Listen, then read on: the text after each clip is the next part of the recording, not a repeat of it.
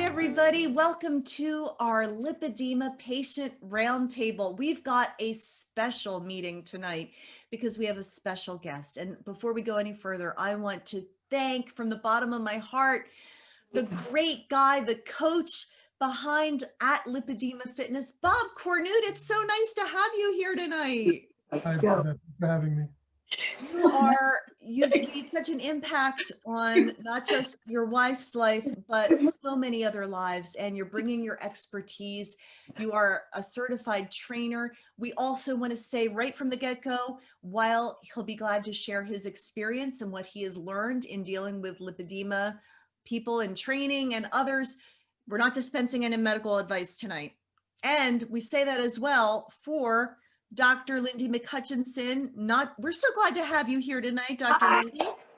That was my mother who was here. She lives next door, and she was waiting and waiting until she could say hello, but my daughter forced her home. And then she just left. Well, we wanted to give her a moment in the sun, but at least we got to see her with you. It's sort of like family night. This is my adoptive family here. Carol Moody is out there saying hi from St. Louis, Missouri. Hi, Carol Moody. Great to have you here. And for those of you who don't know our other panelists, we have Cheryl Scoledge from Lipedema and Food Sensitivities, also known as Lipedema Diva. We have Angelique Charles, the Lippy Butterfly, here with us, as always. So great to see you as well. And our wonderful and beloved Pale Ginger Pear. Now, we are very open and forthright and honest with all of you. And the fact is, we set up these roundtables and then life happens, right? So we have all been dealing with our own personal things leading into tonight's event. And right before we went live, and I will share this on behalf of Cara, because you could see she's a little upset. She found out that her dad passed away. So we are taking a moment to just send love to Cara, peace and comfort to her. We are feeling this loss and this burden. And we said, Cara, you don't have to be at the round table tonight. And she's like, no, I want to. So we honor you for being here with us. And sometimes it's just really nice to be distracted from life and just get together and talk as friends. And that's what we're doing tonight. And we are getting condolences in. Everybody is feeling your loss tonight, Cara. And we hope you feel our love tonight as well.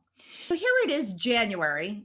How many of you set resolutions? And some of them were about fitness. I know I do it every year.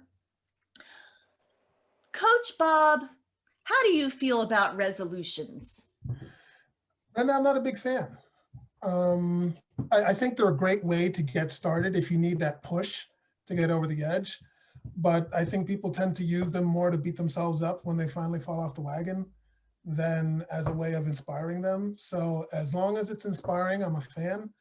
But if you have issues with your New Year's resolutions and it's a foregone conclusion, it's something you try every year, I'm not a fan.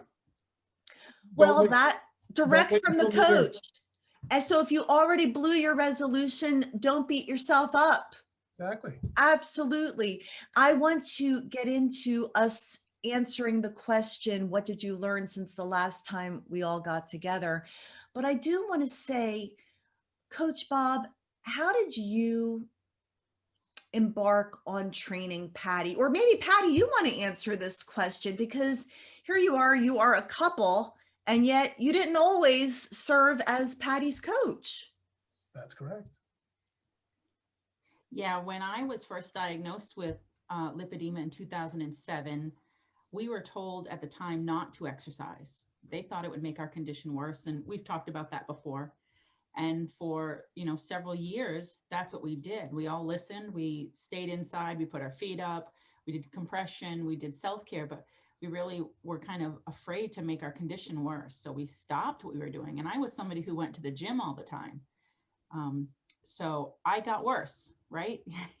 You don't exercise, you don't do the things that you need to do, then you're going to get worse. You're going to lose mobility, lose strength, and all of that added together. And I started to get very concerned with where my life was going to go. I was in my 40s. I could barely stand. I could hardly walk a few paces, excuse me. And, it it got really scary. And I just said to him one day, what's the workout of the day? Because he was teaching CrossFit on top of the martial arts. And he's like, why do you want to know? What's your goal? Basically, what do you want to achieve by doing this? And I said, I want to be able to get myself off the floor if I fall down. That was something that a lot of ladies had been dealing with and having to call emergency personnel to come get them. And that was my goal. And he looked at me and he said, we can do that. And so that gave you hope. Now, I have to say, what restraint, Bob, you know, maybe you had the inkling to assist, but you waited to be asked. I had to, because I knew that it had to come from within her. The impetus, the why had to come from her. It couldn't come from me. It couldn't, because if it did come from me, it wouldn't stand. You know, it wouldn't last. And she'd be doing it for all the wrong reasons as well.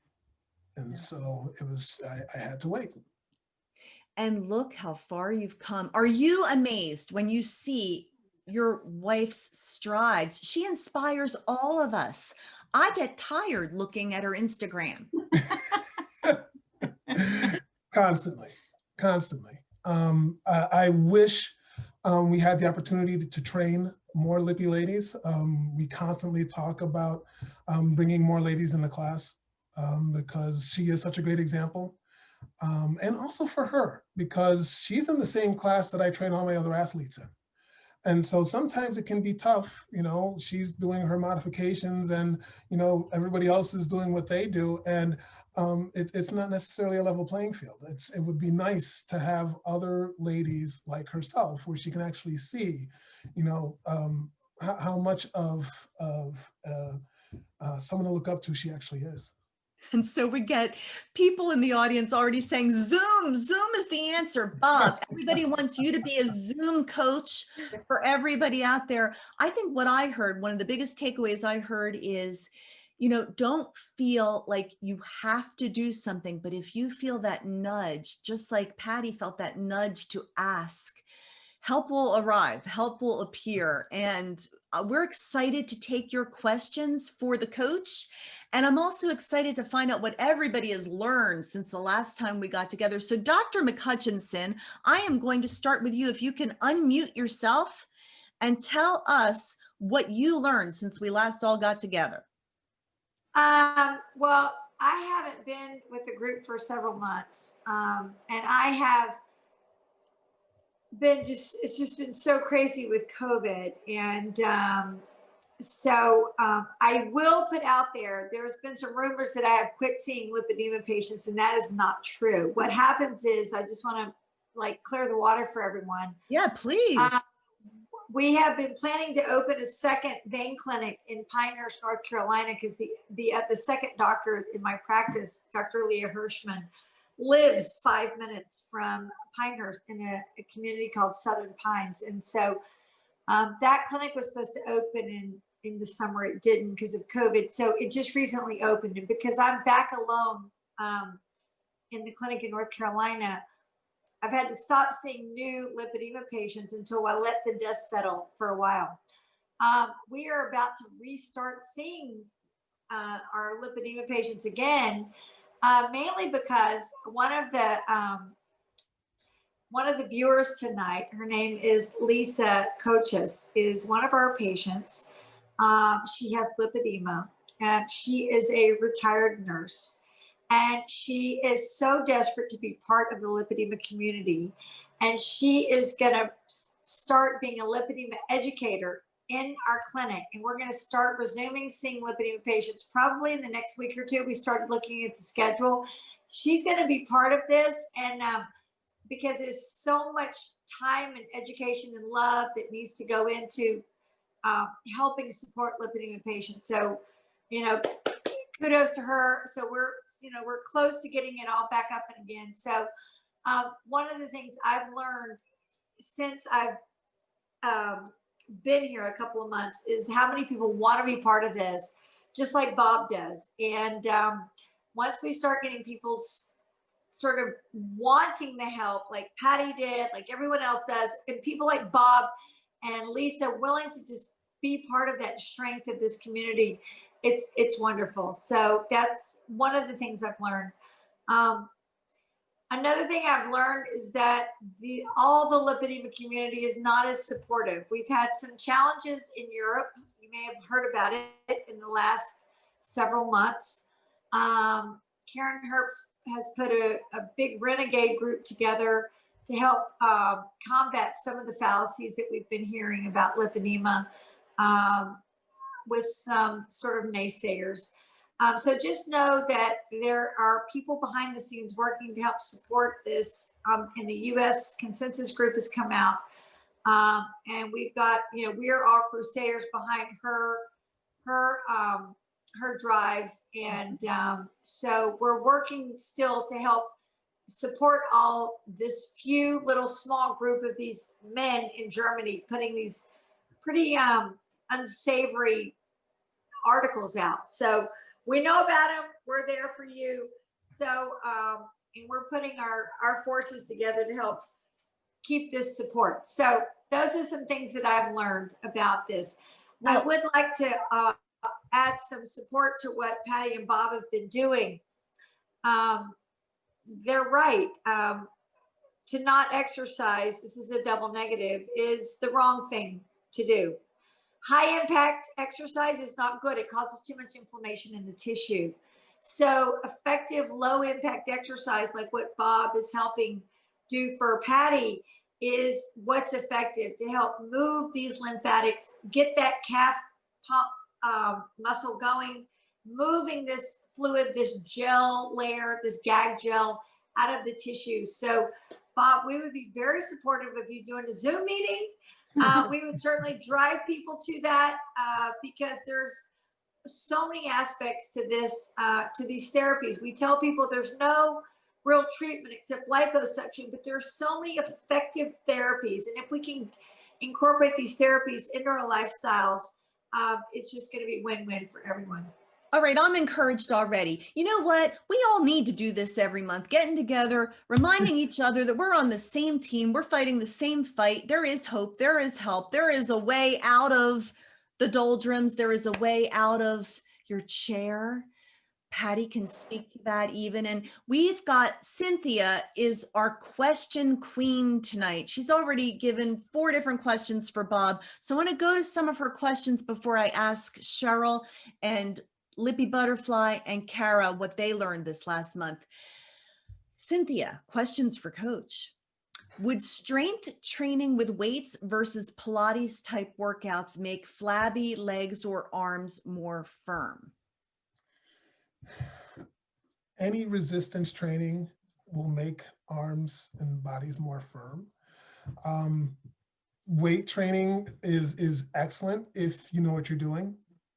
It would be easier to hurt yourself if you are doing weight training unsupervised and weren't quite sure what form to use.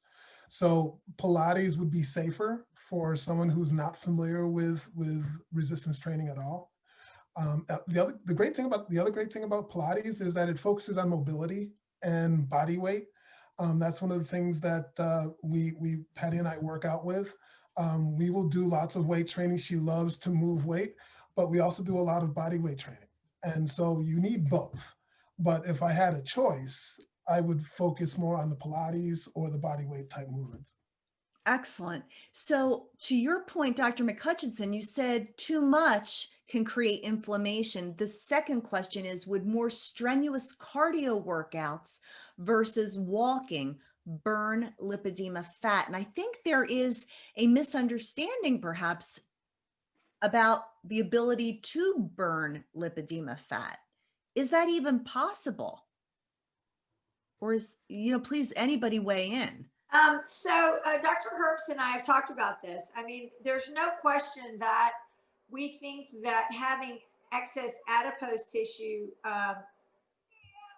getting the adipose tissue off, and that you can burn some of your lipedema tissue with these typical things that we know about. Not as much as everyone would like to, but by controlling the adipose, getting some of that lipedema tissue off, doing the strengthening the joints, decreasing the inflammation with these things that Bob is talking about, with these things that Pattie is doing and everyone else is doing. I think, like we said, these are effective therapies to contribute overall to a successful outcome. Okay. Do you want to jump in there, Bob? Because the question also is strenuous cardio versus walking. I'm of the opinion any kind of movement is good, but I'm not the coach. You are. Dr. McHutchison referred to it before about the jarring movement. You know, that's what you want to avoid. Walking is you know, a non-plyometric, it's a non-jarring, non-ballistic type movement. That's awesome. That's excellent. But there's also a lot of other non-ballistic type movements that you can do in a small space. You know, crawling is one that we've been working on. Lunges, squats, you know, anything that doesn't force you to have to leave the ground or pick both feet up at the same time. You know, those are all good movements. It's when strenuous crosses the line to jarring that it becomes an issue. Excellent. That's such an important distinction. I love it. So I'm going to go back to the panel for what they've learned since the last month, but we've got more questions coming in. And I really do think the Bob and Pattie show on Zoom, there would be subscribers. This would be like the next streaming service like Netflix or Peacock or Disney Plus, Bob and Pattie. Well, it's funny because anybody that's ever watched our videos, you never see me. I'm just the disembodied voice behind the camera. He's Charlie. It's the Pattie show. Yeah, but guess what? After tonight, Bob, you got fans. They're all out there and they're saying great stuff too. So we're just so excited and delighted. Cheryl, what did you learn since the last time we got together? Well, I started trying something called data-driven fasting. And what this involves is you take your blood glucose and try to determine at what glucose level it is appropriate to have a meal.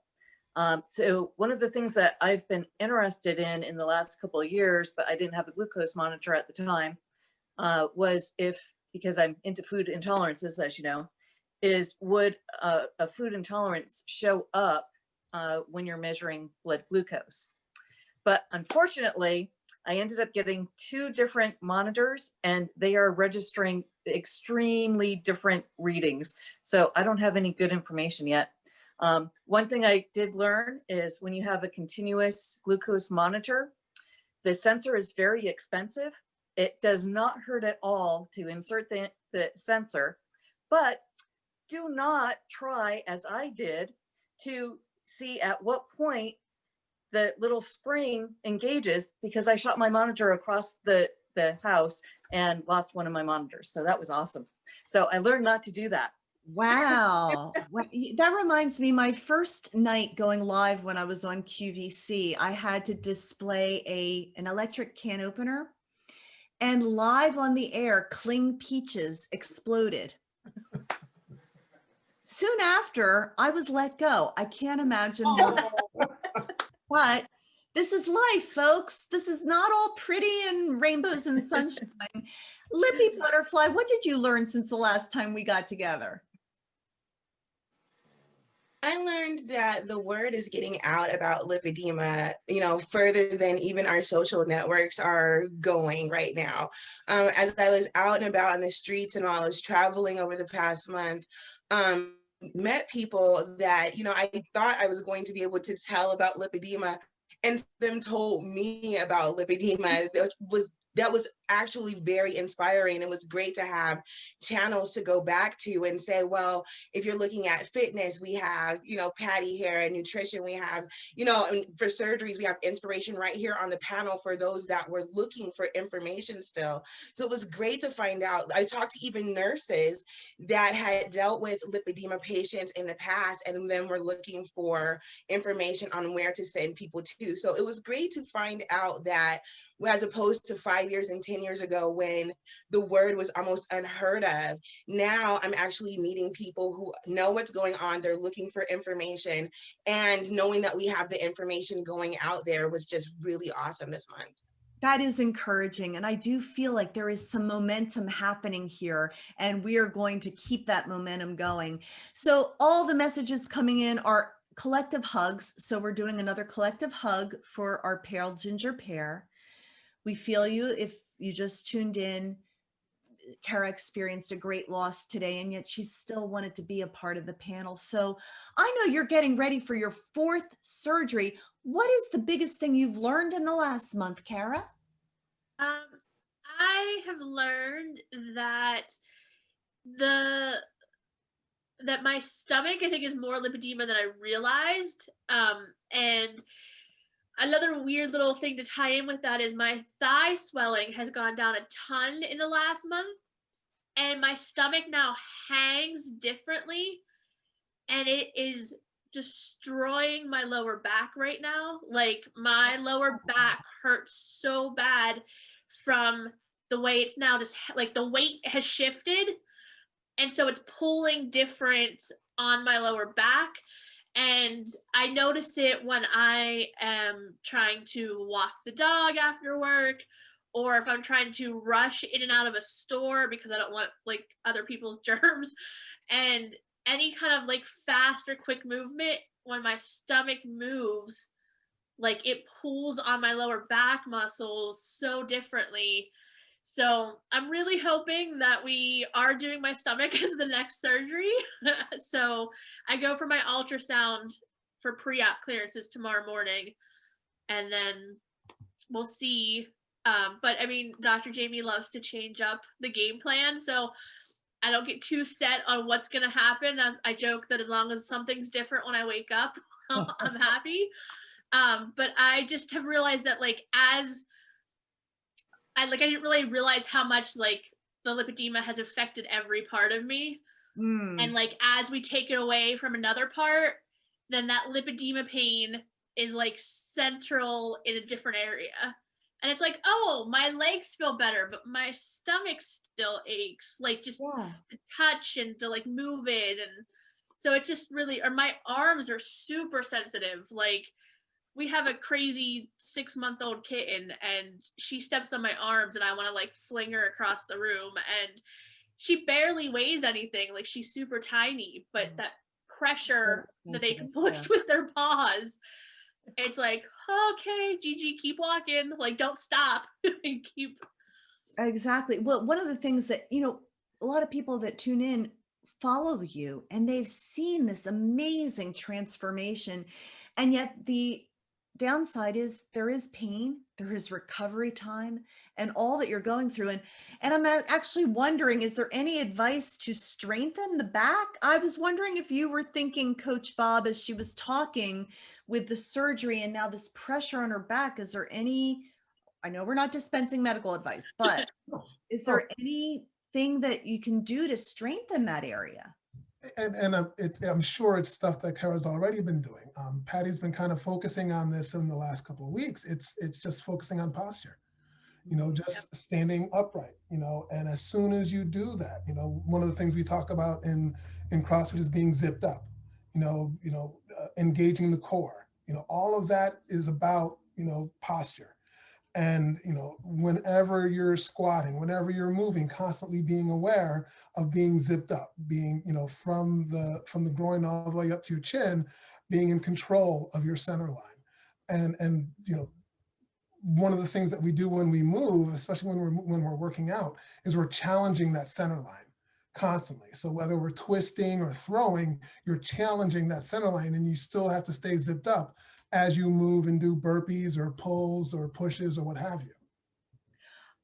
I've been Go ahead. I've been like propping my back up more when I sit for work so that I don't slunch over the computer, because that's my bad. Like I work and I slunch over the computer, or when when I'm walking the dog, I find myself holding my stomach like I'm back to 9 months pregnant.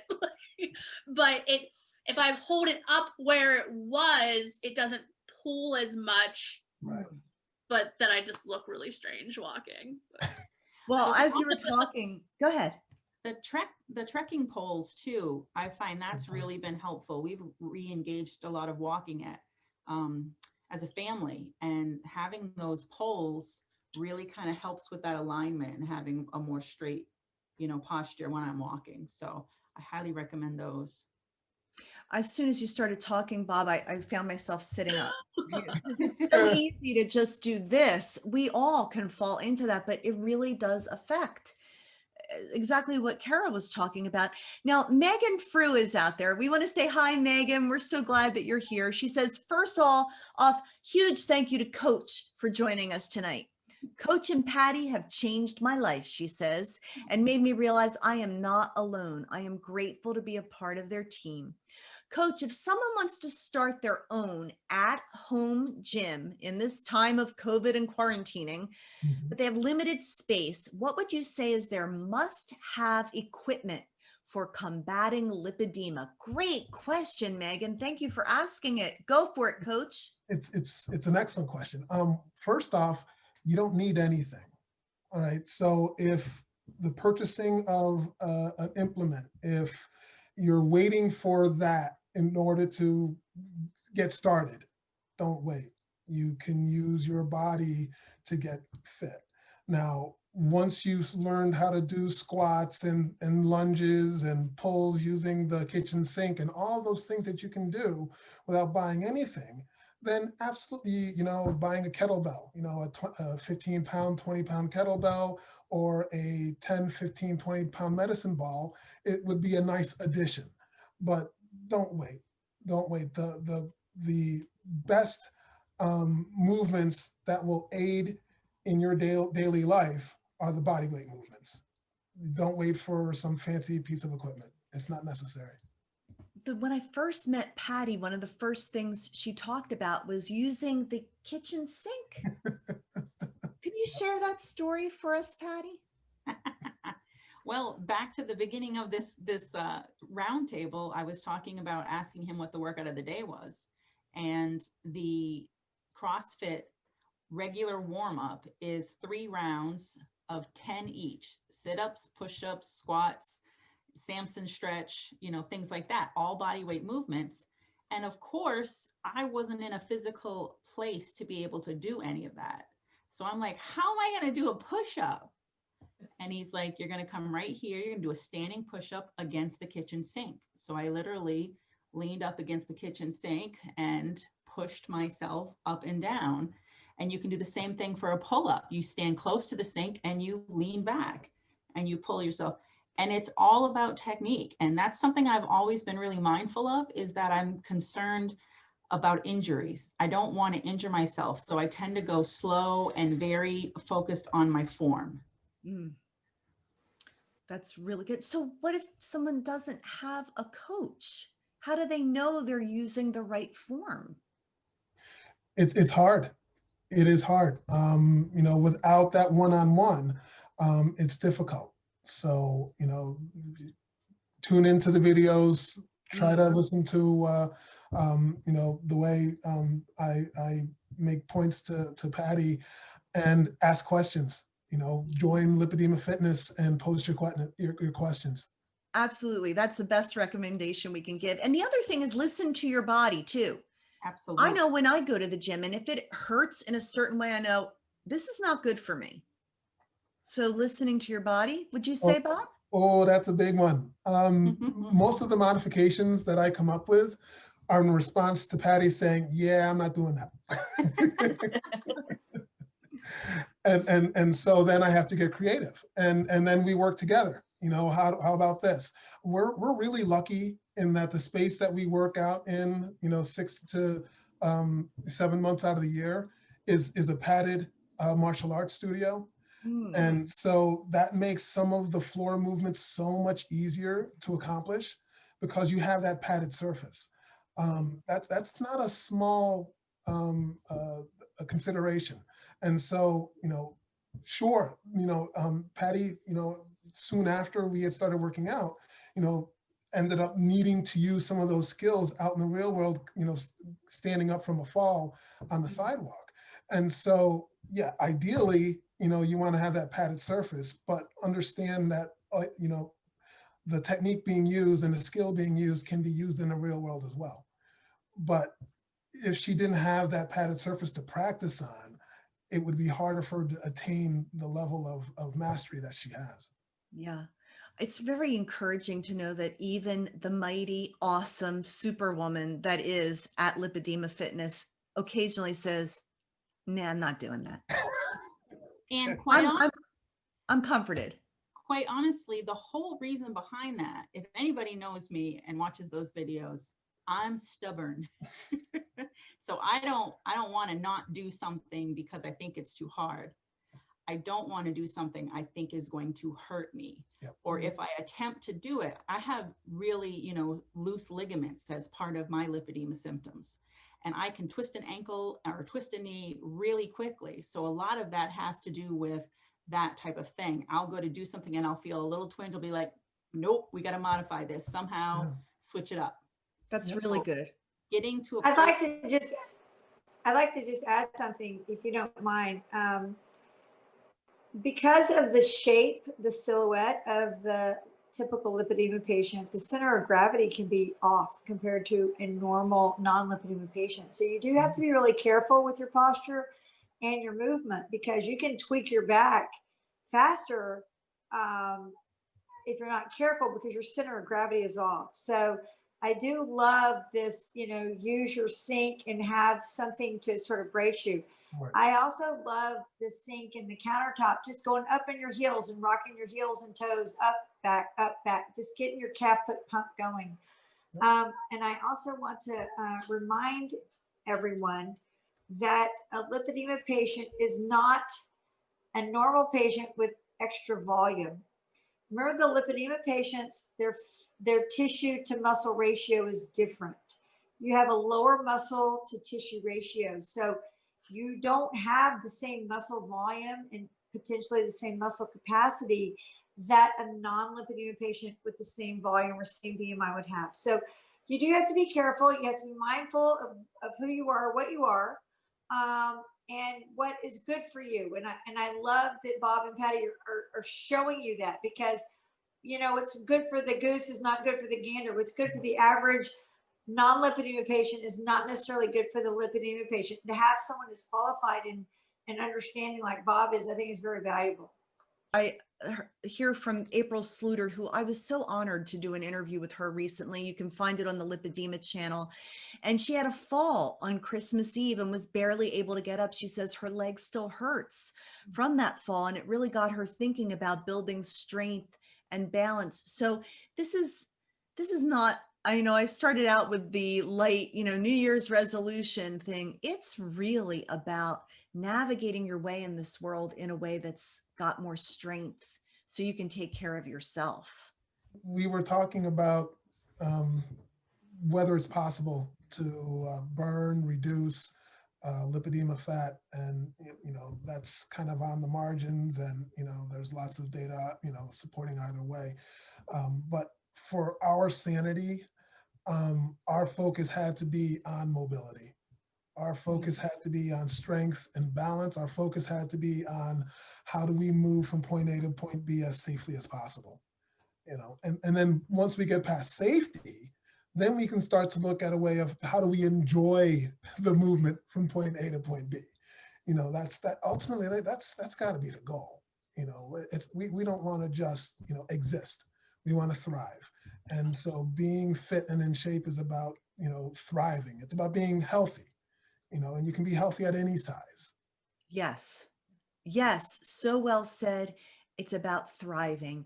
And don't be overwhelmed. Don't look at maybe some people that are advanced and think I could never get there. It's baby steps. It's step by step in the process, and love yourself every step of the way. My dear friend Beth is out there, Curvy Girl Beth. By the way, she is going to be our special guest next month. It's February, and we're going to be talking about self-love and lipedema. Could we have a better guest to join us that month? That's going to be awesome.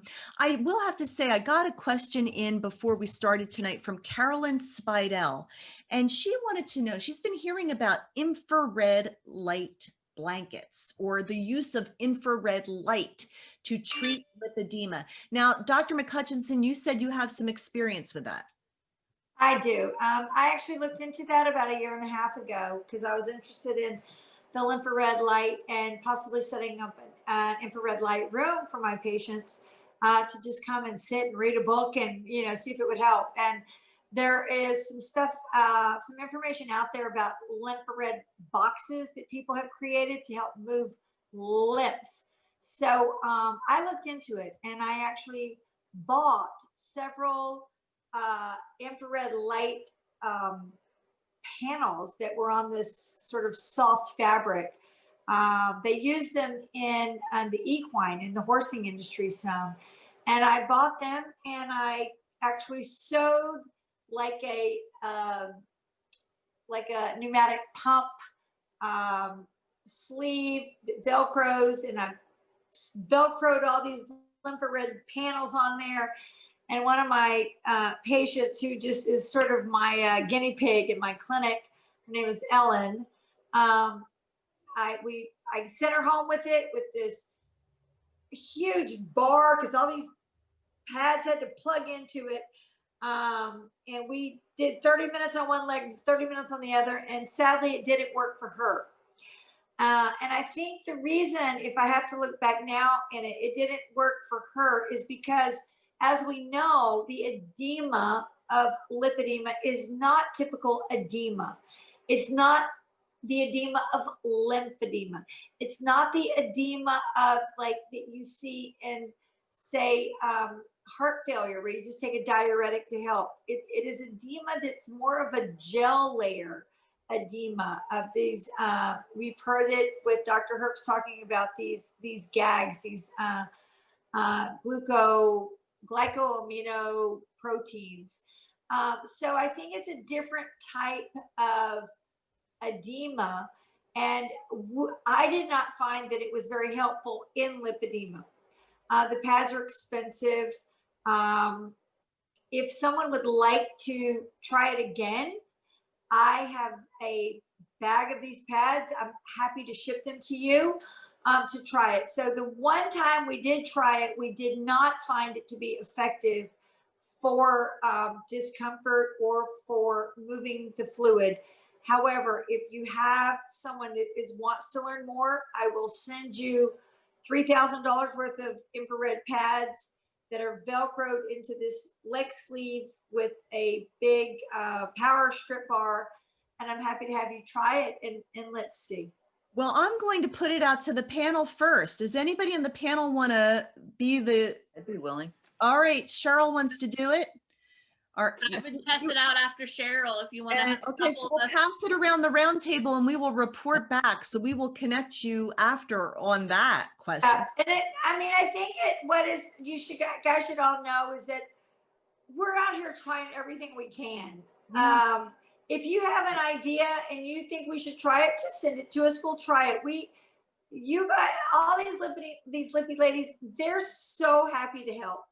And Ellen was like, Lindy, I'll try it, you know, and she did it 30 minutes a day on one leg, 30 minutes a day on the other, and measured her pain. We've even tried things like doxycycline, which are anti-inflammatory, to see, and she was willing to try that for us. And so, which, you know, working with Bob and Pattie's techniques of strengthening, I would support, you really should work with Cheryl's stuff, because she's so anti-inflammatory with her stuff. This is a multidisciplinary approach to doing lipedema. Cheryl, I will reach out to you. Cheryl and I have been talking about Carlos Danos recently, trying to figure out how to help her.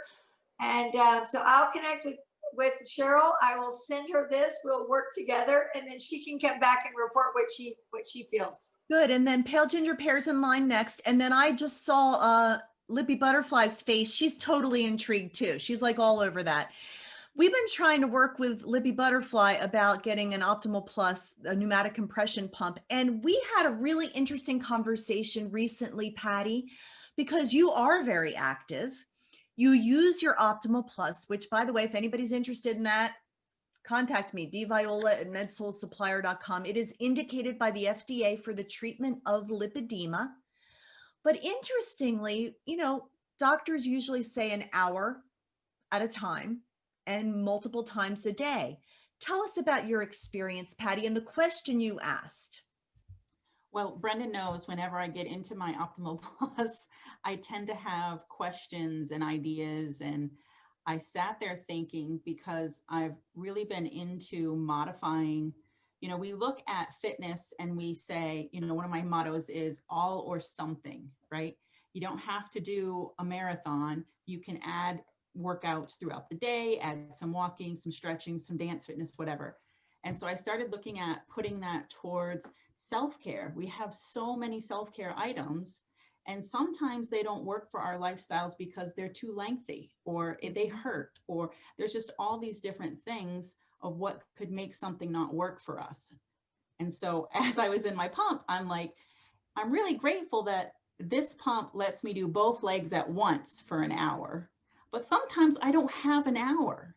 And I wondered if I could adjust the time, the duration, like I adjust the pressure based on what my doctor has indicated the pressure should be. And of course, I'm in the pump and I'm messaging you. And you went and you found a great answer.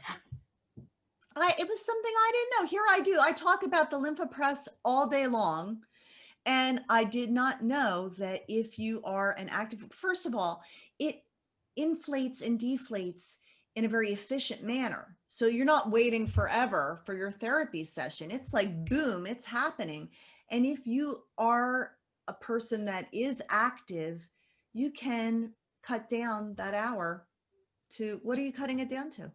Well, I haven't cut it down yet, but you can break it up. So I can do, instead of doing an hour all at once, having a big hour chunk, I could do a half an hour in the morning and a half an hour at night. Or I could do, if I have the hour in the morning and then I want to do another session, but I don't want to do an hour before I go to bed, I could do a half an hour. Which is so cool, which makes it more manageable for people in their heads. Look, it's got to be easy or people aren't going to use it. Pale Ginger Pear, you've got yours hooked up in your bedroom at all times. Yeah. I wish I had an extra bed so it could just be laid out, because that's my biggest struggle is like, oh, I gotta pull the pantsuit out. Like, but I am very lucky. I'm currently working from home, and before my October surgery, my friend and I built a desk to roll over my bed so that I could work and elevate my legs. So there's a lot of mornings that I will climb into my pantsuit and pull my desk over me, and I will work on the computer for the first hour. Sometimes if I'm comfortable and I haven't slid down too far, that I'm sitting like this, then because for some reason I end up sliding in that thing. I don't understand why. But then I will put it on again. And I try to do it an hour in the evening when I'm watching a TV show before bed, or have been reading the Bridgerton books. And Oh my goodness. Can we just, first of all, anybody who's watching live with us tonight, I should go into a melody of John Legend's songs, since he's singing at the inauguration concert tonight. You know, thank you for tuning into us live instead of the amazing TV that actually is on tonight, right? Bridgerton, that's another whole show. We could just talk about that. Is everybody like loving that? Oh, yeah. Totally. I need a Duke.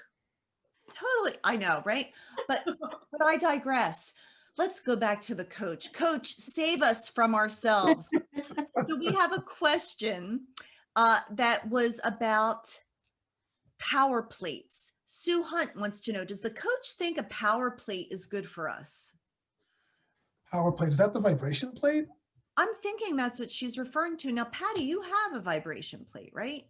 I use a vibration plate every day since 2014. Wow. Yeah. So I use it more for self-care, for vibration and moving lymph fluid. I don't do my work. I mean, I do some squats and some stretches and things like that, but I know some people actually incorporate workouts into that as well. So you can do both, is my experience. So what's the difference? Maybe Dr. Hutchinson, you can answer this because there's a question from Cynthia. Do cavitation machines help reduce lipedema fat? Is a cavitation machine different from a vibration plate? So I'll have to Google that and I'll have to come back here, or Cheryl, you can tell me. Yeah, there's a cavitation group. Jan Everson, I think I pronounced your name correctly this time. Jan. She is the admin of the group, and she started doing experiments in 2018, I believe, with the cavitation machine. It does like a sonic type of vibration, and she's actually, she works in a dermatology clinic, I believe, as well. And so she had some lipedema fat that she was able to get, and she placed it on top of a cavitation machine, and she was able to see it break down. She has an awesome video in her group. So if you are not part of that group, try to look it up. It's a lipedema cavitation group. I know I have a link in my group to it, and I will try to bump that up in my group so that everyone will be able to see it there. But yeah, great group. Good. Okay, so well, that's good to know, because I'm going to Google cavitation really quickly, cavitation lipo. So one of the things we think the reason vibration plates work is sort of the old isometric contractions that you get as you're balancing and trying to stay on this thing. You're getting these micromuscular contractions.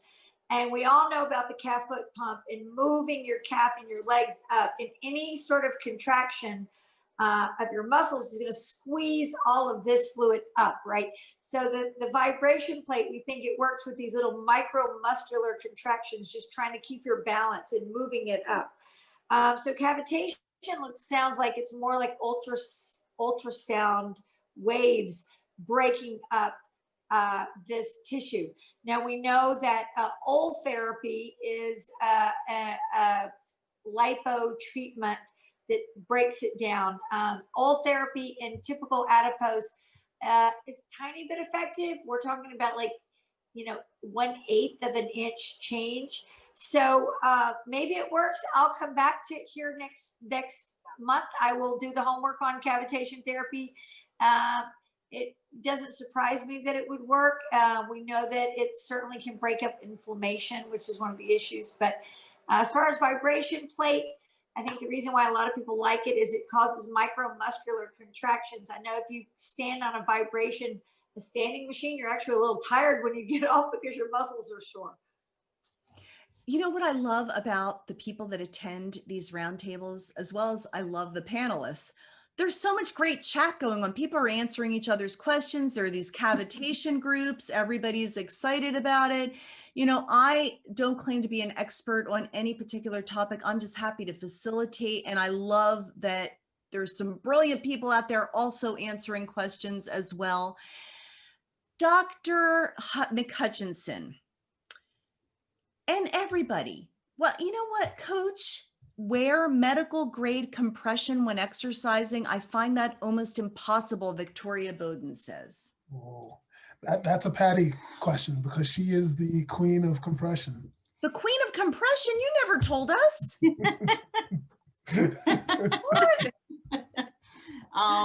Yeah, one of the very first things that I was advised when I was diagnosed back in 2007 was graduated medical grade compression. And my level is quite high, 30 to 40 grade is what I was prescribed because I have lipolymphedema. So initially it was really hard to get able to wear it. And I started out trying to wear the full leg garments. and I just couldn't. We worked for, God, a good month trying to get it to work. And it was a custom made thing because of sizing. And then we tried to turn it into thigh highs and a short thing. And it did not work for me. So instead of wearing nothing, I opted to go with a knee high, because that's where the majority of my swelling was in my lower legs. And so I have worn 30-40 grade knee high socks, medical grade, since 2007. And then when I started to do more of the activity, I was concerned about my legs, and I found BioFlect, which is a full leg micro massaging. Now it is not 30-40 grade, but it is better than nothing for me. So I can squat in it.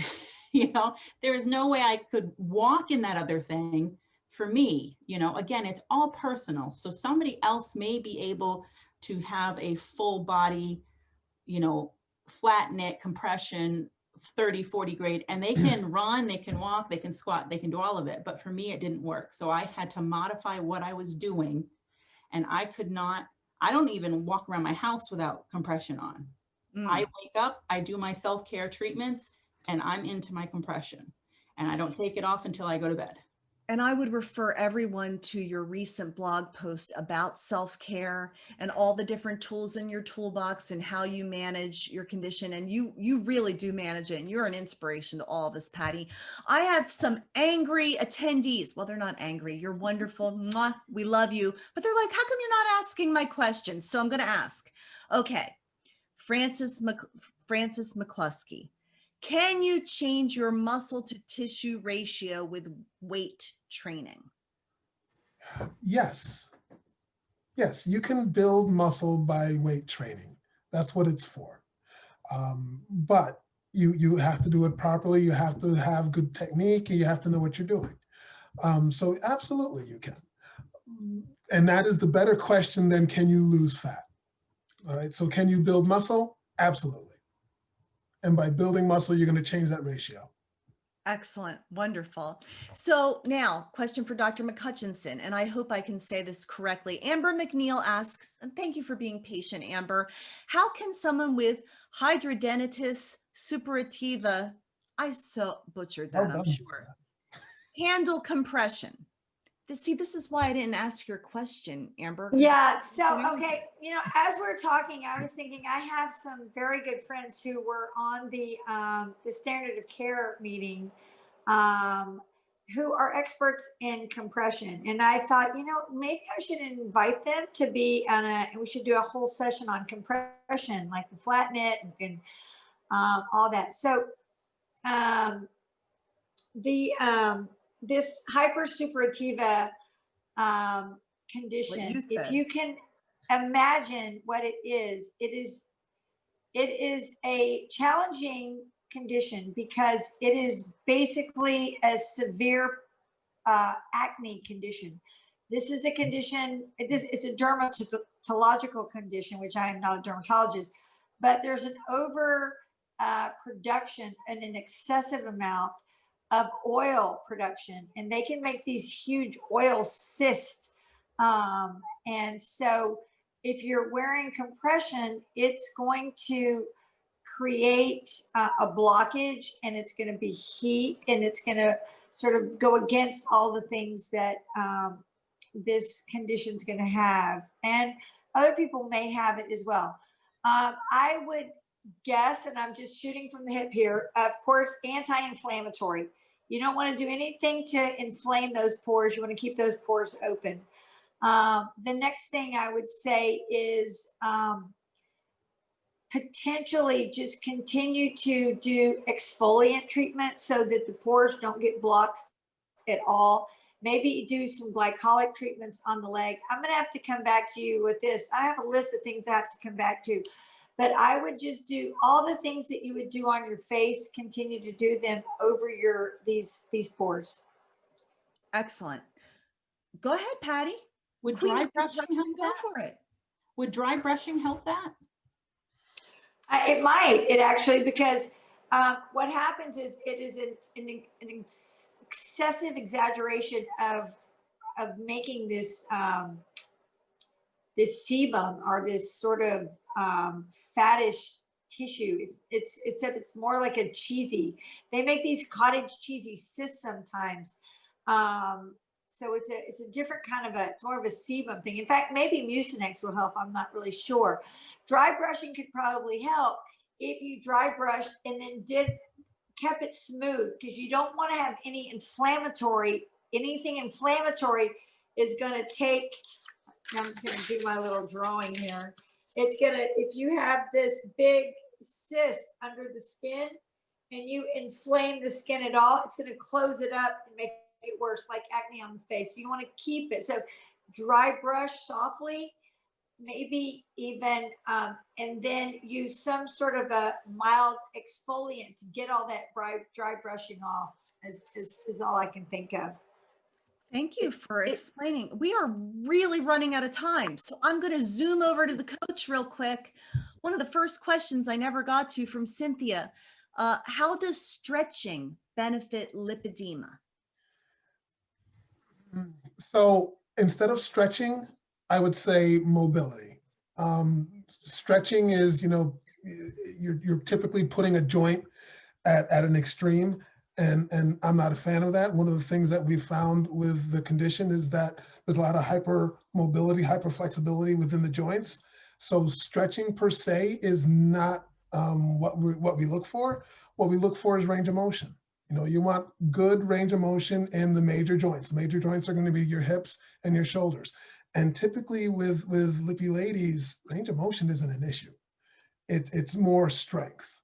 So I'd be curious what the issue was that question was in response to. If there is a tightness, there's a good chance it's not musculature. It could be a ligament and fibrotic tissue. Or fibrotic tissue, and just stretching is not going to affect that. Gotcha. And there was a question about deep tissue massage providing a benefit for lipedema. And I would have to say, because I know with my experience, the Optimal Plus can go to higher pressures. So it can get in there and break up, Dr. Herbst has said it breaks up the fibrotic tissue. Anybody want to add anything about deep tissue massage before we run out of time? Go ahead. That is one of the things. Oh, I'm sorry. That is one of the things that I do daily that enables me to be able to function and able to walk. My fibrotic tissue between my legs was just way too heavy. It was creating way too much of a gate between my legs. Using the deep tissue massage is actually what is helping me to be able to walk. I've been able to put my feet together for the first time in years. And I think because of that and the vibration and cutting out my sensitivities for sure. Go ahead and thank you, Lippy. Go Sorry, ahead. Ginger Pear. No, we're all good. Go for it. Yeah, I have actually cranked up my lymphopress a few times to higher pressure. For some reason, since surgery, especially my thigh one, like the week before my period, my thighs get rock hard all of a sudden. And so I crank up the lymphopress, and I got a gift card for Christmas, and I bought a massage gun, and I've been like tackling this one pocket of swelling on my thigh since surgery, and I'm finally getting it to like break up and go away. So if you can handle the pain of the deep tissue at first, the results from it outweigh the pain. So I just kind of build up to it and bite down and bear through it. Excellent. Go ahead, Pattie. You can also, Oh, go ahead. I learned with because we have like 3 different percussion massagers at this point. And the most recent one we got was one that Coach loves, and that's the gun style. And at first in some of my areas, it was too painful. So if you come at the tissue from like an angle, you can kind of work up and kind of get like ease into working that out. So try playing around with the different head attachments and also the way that you come at the spot that is hurting. I also folded a small hand towel to add like a little bit more thickness Smart. and kind of like work up to it. Good Did you get idea. any bruising?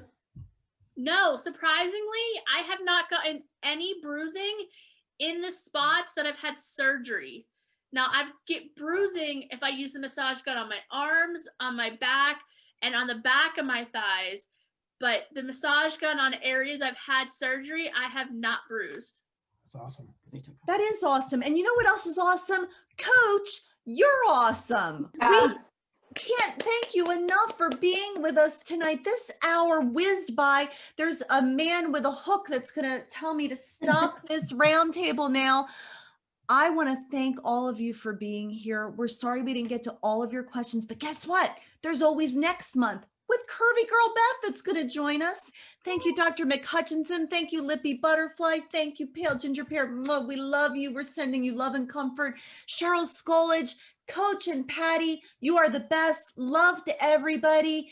Keep pressing on. We got momentum and we are going to find answers, and there is help and hope for your condition. And if I can help you at all, please reach out to me personally. Thanks for tuning in. Have a great night, everybody. See ya. Not everyone. Bye.